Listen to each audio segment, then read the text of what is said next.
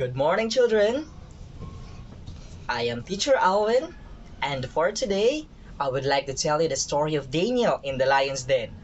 So sit back, relax, and enjoy. There lived a person whose name was Daniel. He lived in the country of King Darius, which was in Babylon. He believed in God because he was a religious person. He would not let the day to pass without praying and talking to God. One day, King Darius heard about him, so he gave him the task with the two men, which was to choose 120 governors and supervisors. Unfortunately, these two persons did not like working with a common person like Daniel. Daniel did his work with great honesty and passion.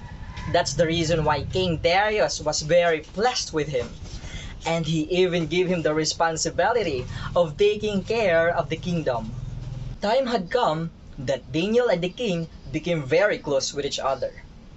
But despite their closeness, the people became jealous. Together, they tried to find the flaws of Daniel and his shortcomings. But they failed because no one could even find a single fault, because Daniel would always work with sincerity and passion. Other supervisors and governors conspired against Daniel. They started to plan something that would remove Daniel from the kingdom. So they came to the king and said, "Hail, O King Darius! We want to announce something in this country that is very good for us, and it will be beneficial for us. So what do you want to announce? Tell it. Tell me in detail and explain to me what it is." The king said. The official said, "King Darius, the officials, the supervisors, and the governors of this country all want that no one will pray to God except you for the next 30 days. That would be perfectly to do so. And if they will not obey you, these persons will be put in the lion's den." The king agreed with the officials. He signed the declaration and it became a law throughout the country. No one but the king could pray to God. The news reached Daniel, and he was wondering how king could give such an order. No one can live without praying to God, and everyone has the right to pray to God.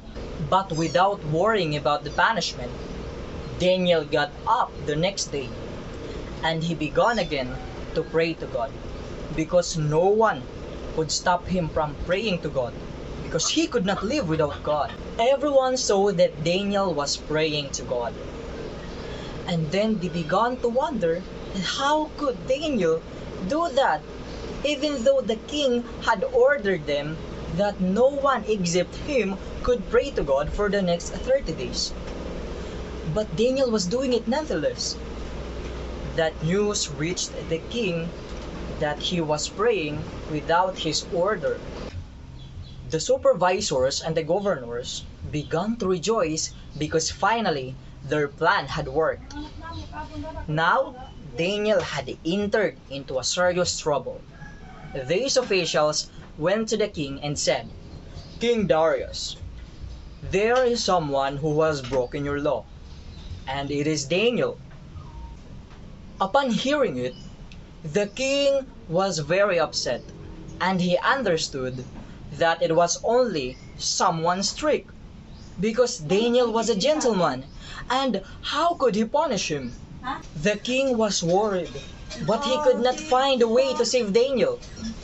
When the next day came, the officials went to him and said, "King Darius, today is the day for Daniel to be punished. He must now be put in the lion's den." With a heavy heart, the king ordered the soldiers to lead Daniel to the lion's den. That night, when Daniel was inside the cave, he was still praying to God. There were dreadful lions, but God sent his angels to protect Daniel, to rescue Daniel.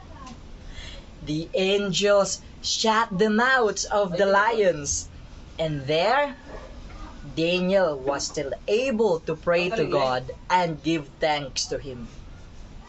But throughout the night, the king was baffled. He was worrying. He was thinking of what would be the situation of Daniel inside the lion's den. So during the dawn, the king rushed to the den and he said, "Daniel, if you are still alive, give me a voice," he shouted.